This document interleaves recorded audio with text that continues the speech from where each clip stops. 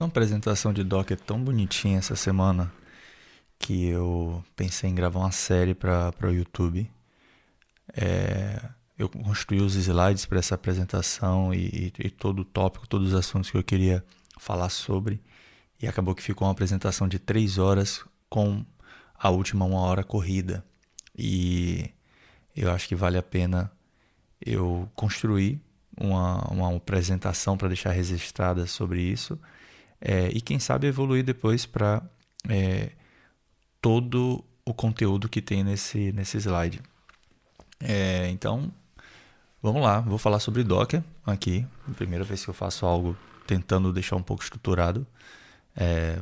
E eu escolhi 3 palavrinhas-chave aqui para chamar bastante atenção dessa, dessa apresentação, que vai virar um treinamento eventualmente, provavelmente para o YouTube. E eu quero falar sobre como que o Docker transforma o desenvolvimento de forma portátil, isolado e escalável. Então, a minha proposta é conseguir trazer uma visão de como que construir ferramentas em ambientes Docker transforma esses ambientes em portáteis, isolados e escaláveis. Tá? Primeiro, o que é o Docker, né? Vamos começar do comecinho mesmo aqui. O Docker é uma plataforma que permite os desenvolvedores empacotar suas aplicações junto com todas as suas dependências dentro de um container. Tá aí uma primeira palavra que a gente vai ver mais para frente e prometo não demorar tanto até chegar na explicação do que é um container. Com essas dependências dentro do container, a gente garante que a aplicação funciona de forma consistente em diferentes ambientes, seja esse ambiente uma máquina local ou um sistema operacional diferente, uma cloud da AWS, ou a cloud da GCP, ou a cloud da Azure, tanto faz. E uma palavra, uma frase, na verdade, aqui que me fez pensar bastante e utilizar bastante o Docker no meu dia a dia foi que eu queria acabar muito com na minha máquina funciona. Então era muito ruim quando eu queria desenvolver alguma ferramenta, desenvolver uma aplicação ou testar alguma coisa que tinha algum open source lançando, ou algum amigo meu disse que estava testando, me compartilhou e ele gostaria que eu testasse também. E eu levava muito mais tempo configurando a minha máquina e configurando o meu ambiente para testar isso do que de fato testando essa ferramenta. Tá? Então, por exemplo, poxa, olha só, lançou a versão nova do Postgres, você já viu? E aí eu vou lá tentar configurar essa versão nova do Postgres na minha máquina e eu levo mais tempo resolvendo conflitos e entendendo dependências da minha máquina ou variáveis de ambiente ou qualquer outra coisa parecida do que de fato testando a versão nova do Postgres, tá? Então, eu escolhi aqui essa frase de que a gente pode dizer com a utilização do Docker, a gente meio que acaba com a famosa frase aí de na minha máquina funciona, que aterroriza tanto, né? O ambiente de desenvolvimento de aplicativo, web, engenharia de dados, tudo que envolve aí o ecossistema de software e programação, tá?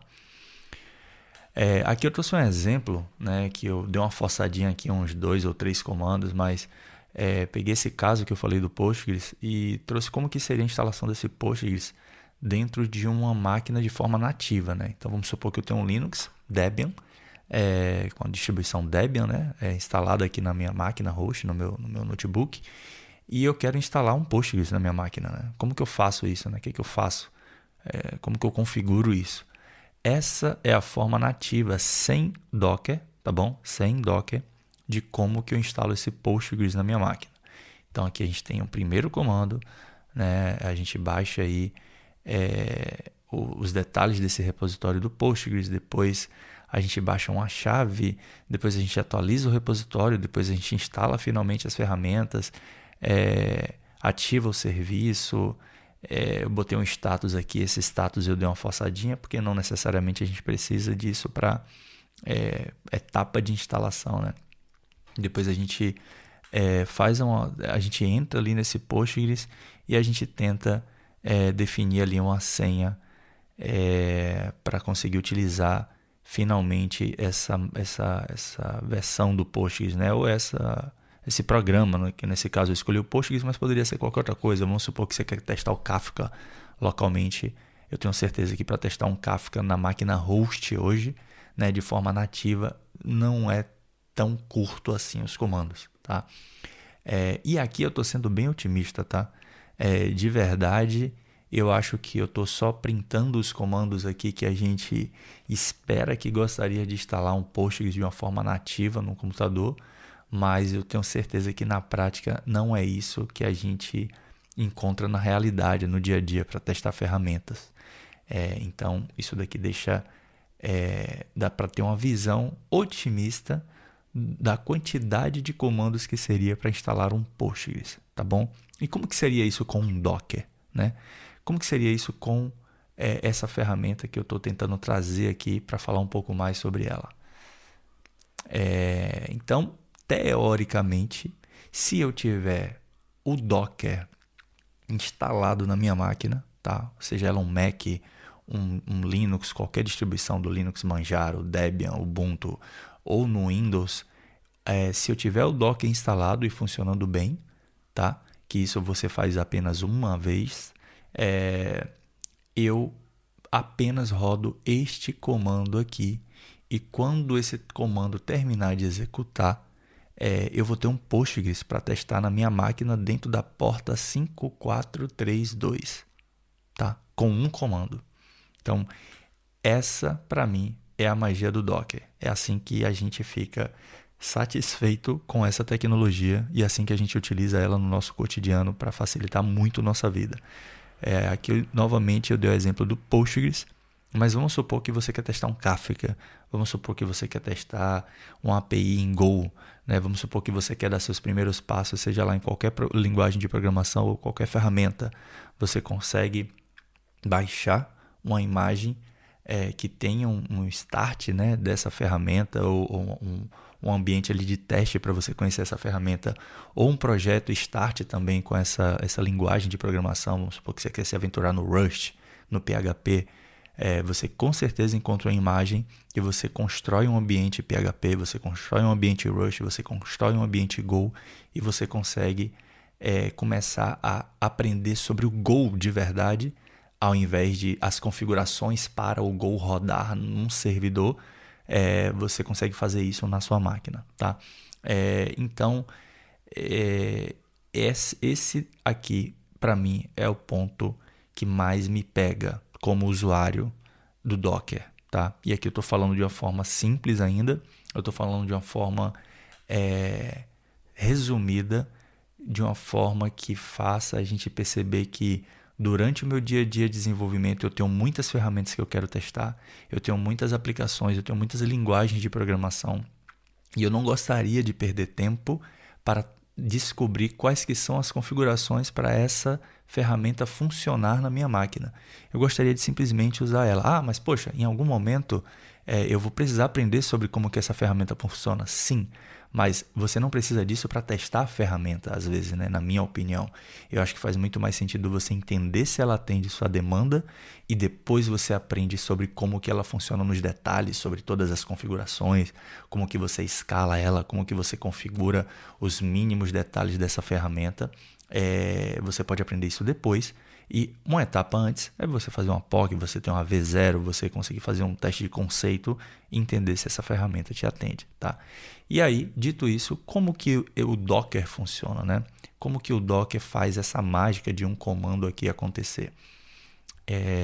Peguei essa imagem da internet, ela tem um diagrama que eu gosto bastante e tudo no Docker acontece no Docker Pool.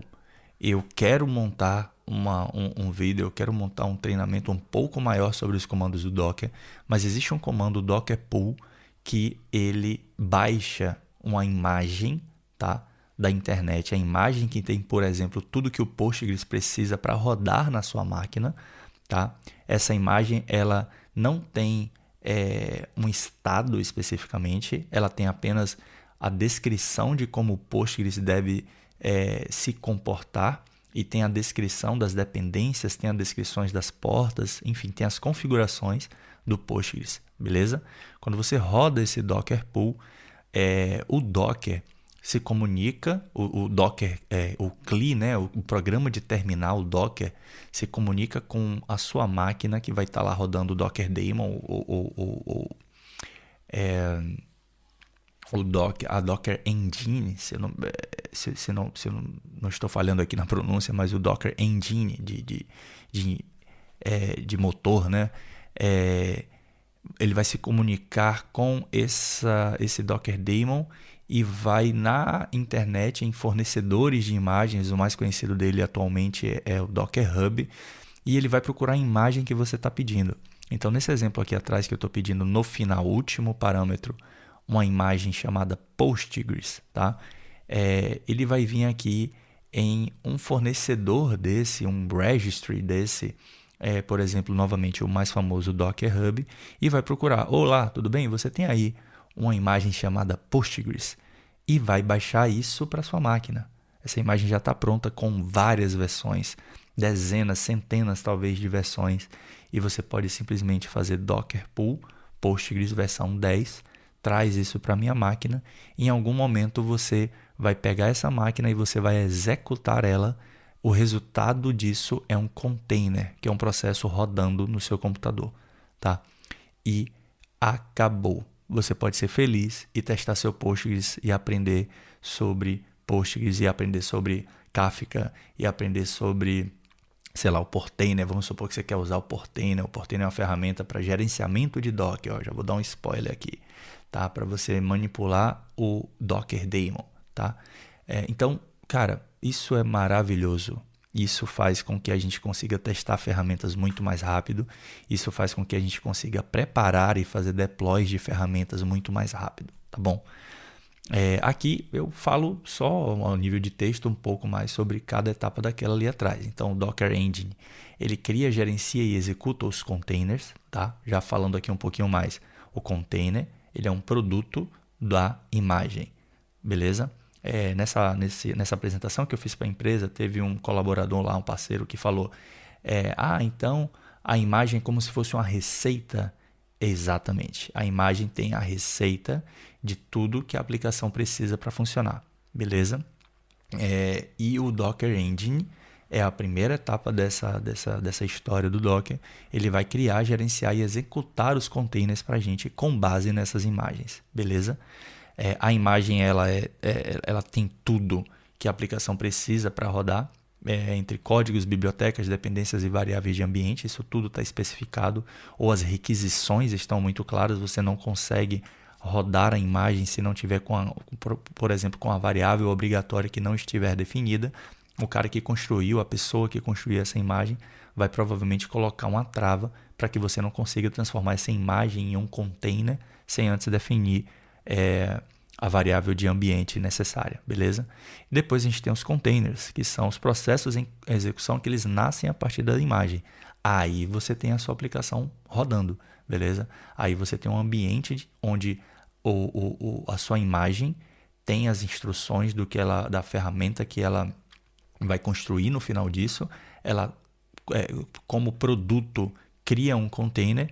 Esse container traz um processo para a sua máquina. Geralmente a gente vai disponibilizar isso a maior parte das vezes em alguma porta para a gente acessar uma ferramenta que a gente está testando. E finalmente você tem a sua aplicação ali funcionando no ambiente de execução, tá? E por último, que na verdade seria a primeira etapa de distribuição, mas eu coloco por último, por quê? Os registries, eles precisam nascer a partir de uma imagem que eu construí na minha máquina, tá? Então, eu preparo ali um Dockerfile, que a gente vai entender um pouco mais depois sobre o que é um Dockerfile e como que você constrói isso, como que você faz a sua aplicação ser preparada, como que você faz a sua aplicação ter essa receita de bolo, tá? Coloca todas as bibliotecas, todo o código lá dentro, todas as dependências, variáveis e tal. E aí você fecha essa imagem, você versiona ela, cria uma tag, e na hora que você precisa disponibilizar isso ou para sua empresa ou para o mundo, vamos dizer que você quer que a sua imagem seja pública, você faz um push dessa imagem para um registry, beleza? E esses registries são repositórios para armazenamento e distribuição das imagens em Docker, beleza? Então todo mundo coloca suas imagens lá nomeadas, e na hora que eu quero utilizar a imagem eu coloco lá, soulfries / tutorial. Pronto. Qualquer pessoa que fizer docker pull soulfries /tutorial vai baixar a imagem que eu coloquei disponibilizada lá com instruções de alguma ferramenta, alguma aplicação que está pronta para rodar dentro dessa, a partir, na verdade, desta imagem, tá? Eu ia errando aqui agora, mas lembrando, a imagem em si não é a aplicação ainda rodando, tá? Ela não é o processo em execução. Ela contém instruções para fazer com que a sua aplicação seja construída e depois dessa construção a gente pode rodar esse container, a gente pode executar esse container que vai ser gerado, beleza? E a última etapa aqui desse papo de hoje que eu quero trazer é quais os problemas o Docker soluciona de verdade, né? Problemas práticos que eu sinto que ele resolve no meu dia a dia e que eu entendo que são os principais pontos que a gente deveria adotar o Docker no dia a dia de desenvolvimento aí de qualquer pessoa que trabalha com tecnologia, tá bom? O primeiro é a consistência entre ambientes. Então, como os containers eles incluem todas as dependências necessárias que vai garantir que a aplicação funciona independente de qualquer ambiente, você pode confiar muito nisso, você pode confiar muito na forma que esses containers eles foram montados, né? Você pode confiar muito nas instruções que essa imagem tem que gera os containers e você pode ficar tranquilo que o que você vai rodar dessa aplicação na sua máquina vai ser o que seu amigo vai rodar da aplicação na máquina dele em casa. A diferença vai depender dos recursos físicos da máquina de vocês. Então, óbvio que se seu amigo tiver 2 GB de memória e você tiver 34, essa aplicação na sua máquina vai ter uma performance diferente. Mas ainda assim, você pode definir no Docker o quanto de imagem que você, o quanto de recurso, né, no caso de memória e CPU que você quer consumir nessa aplicação que está sendo construída ali, tá bom? E isso reduz o tempo em debug, né, e resolução de problemas relacionados ao ambiente. Então imagina que algum tempo atrás, né, antes da era Docker, vamos dizer assim, a gente gasta muito tempo entendendo antes de conseguir tocar na aplicação, antes de conseguir tocar na ferramenta, a gente gasta muito tempo entendendo como configurar um ambiente. Isso é legal porque a gente aprende sobre as dependências, mas a gente gasta mais tempo resolvendo coisas que não têm a ver com o problema real do que de verdade resolvendo o problema de dentro da aplicação. Então, essa consistência entre os ambientes permite que os desenvolvedores foquem mais nas funcionalidades que precisam ser entregues do que na loucura do dia a dia de resolver problemas que estão ali relacionados a como que essa aplicação precisa de dependências e de outras ferramentas na máquina para funcionar, tá bom? A gente também tem um isolamento de aplicações, né? Os containers eles são isolados na máquina host. Então, eu tenho aqui meu Linux como minha máquina de desenvolvimento, por exemplo. E uma vez que esse container está rodando, ele consome um processo isolado da minha máquina, tá? Então, isso me permite ter, por exemplo, uma coisa que é quase impossível dentro de uma máquina com os programas instalados de forma nativa. Eu posso ter 2 versões do Postgres rodando ao mesmo tempo, e uma do MySQL e outra da Oracle, e eu posso fazer um benchmark entre esses 4 bancos rodando de uma forma tranquilíssima, e a minha máquina não vai precisar ter que lidar com configurações loucas nenhuma, de variáveis de ambiente conflitando, de versões de linguagem de programação conflitando, versões de Java, versões de Python, seja lá o que for, tá? Então, esse isolamento é um ponto muito forte também de quando a gente trabalha com o Docker. E também o isolamento do ponto de vista de dependências, né? Então, vamos supor que você está trabalhando ali com Python, com PHP, né? O Python vai ter, sei lá, a gente usa bastante aquele venv para colocar as dependências dentro da pastinha ali do seu projeto e você deixar isso isolado da sua máquina. No PHP a gente usa o Composer, pelo menos usava, né? Não sei se hoje em dia ainda usa, tem, sei lá, uns 4, 5 anos que eu não vejo o PHP. E da forma que o Docker funciona, essas dependências elas vão para dentro do Docker e a sua máquina não tem mais isso, tá? É óbvio que eventualmente isso vai estar dentro da sua máquina, né? Você vai ter um container ali que vão ter essas dependências lá dentro, mas você não tem aquela sujeira de Python versão 3.8, versão 3.9, conflitou dependência, não sei o que. Eu tenho uma ferramenta aqui que eu não configurei direito com o outro Python, e aí eu tenho, para essa ferramenta, eu tenho que usar a versão 10 dessa biblioteca, mas para outra aplicação que eu estou lá construindo, eu preciso usar a versão 12. Pô, quando eu ativo essa 12, a outra fica, sabe? Cara, acabou. Não existe isso. Você tem ambientes completamente isolados, tanto de execução quanto de desenvolvimento, beleza? Velocidade nas avaliações de ferramentas, tá? Como eu falei, para mim, esse é o principal ponto. As imagens, como elas são disponibilizadas com tudo que elas precisam para executar, é bem prático a gente rodar qualquer coisa nova que você quiser. De uma aplicação simples, uma API em Go, até um Kafka, até um banco em vetor. Por exemplo, aqui eu trouxe o exemplo do quadrante. Como que você faz para rodar o quadrante na sua máquina? Aí eu ainda separei por etapas ali aproximadamente do Docker, né? Mas isso aí é uma linha de terminal no final do dia, tá bom? Quando você vai olhar ferramentas como o Kafka, você pode fazer a mesma coisa, tá? Então eu consigo literalmente, o que é isso aqui que tá bombando no Twitter, tá bombando no Medium, tá todo mundo falando sobre essa ferramenta. Deixa eu ver o que ela tem para me oferecer aqui. Dou uma lidinha no Quick Start da ferramenta, né? Dou uma olhadinha na página lá da ferramenta, entendo o que ela faz. Acho que eu tenho alguma coisa aqui para mim, hein? Vou lá, pego esse comando Docker, rodo e eu posso ver essa ferramenta funcionando, tá? Então, isso é um sonho para quem gosta de testar ferramentas, tá? Isso é um sonho para quem gosta de começar rápido, entender como que as coisas funcionam, entender as ferramentas que estão rodando no mercado. A gente está num momento que tem muita ferramenta o tempo inteiro e eu acho importante. A gente não precisa testar tudo, obviamente, mas eventualmente vão ter coisas que a gente está a fim de testar, que a gente curte, que a gente ficou curioso, que um amigo indicou e disse que, isso aqui é forte, hein? Isso aqui tem futuro, vamos dar uma olhada com calma.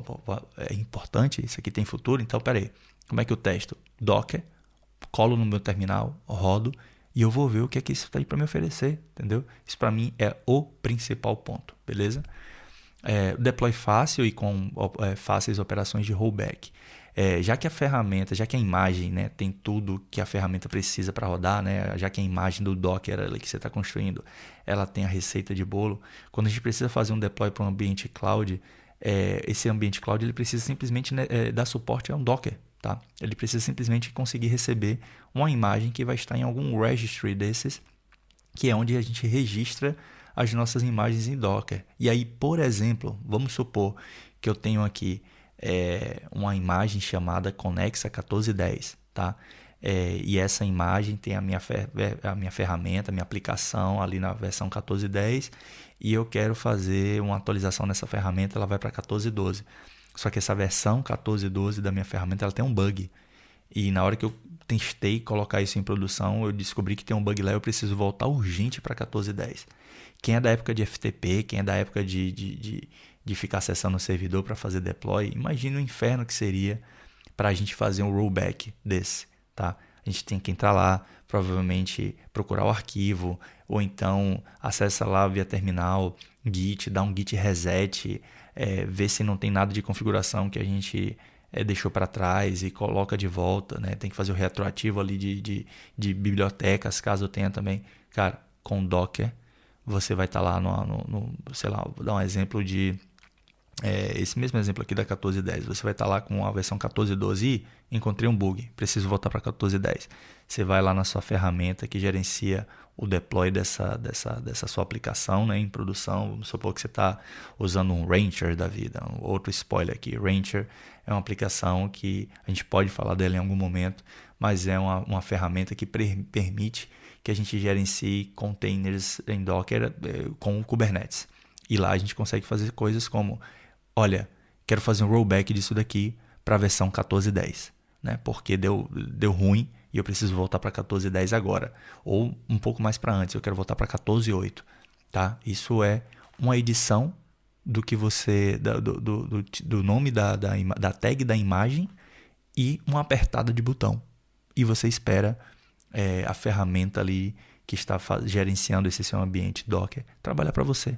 E acabou. Tá? É uma operação e geralmente, a não ser que você tenha variáveis de ambiente, por exemplo, não exige nenhuma configuração extra para você se fazer. Você simplesmente faz o rollback para a tag que você quer, para a versão que você quer, que você sabe que está estável e acabou. Beleza? E o último ponto aqui, se eu não me engano, é a escalabilidade e gestão de recursos. Tá? Os containers eles podem ser replicados muito fácil de acordo com a demanda. Isso é feito porque o Docker permite isso, né? O Docker facilita isso, mas também porque a gente tem um ecossistema de ferramentas do Docker muito forte hoje. Então a gente tem aí o Kubernetes, Docker Swarm, Rancher, OpenShift, que facilita muito o deploy e o gerenciamento de clusters que utilizam imagens em Docker, beleza? E a gente consegue fazer coisas do tipo, olha, esse serviço aqui, essa minha API em Python, por exemplo, sei lá, que está usando o Flask, eu quero que tenha 8 réplicas dessa minha API, a sua imagem Docker, tá? Tem uma API em Flask, ela gera um container, só que esse um container que ela gera, você quer ter 8 dele disponíveis no seu cluster ali. E quando, por exemplo, para você fazer aqueles redirecionamentos de carga, né? Vamos supor que você está com uma aplicação recebendo muita porrada e você quer fazer aquele redirecionamento de carga com load balancer, por exemplo.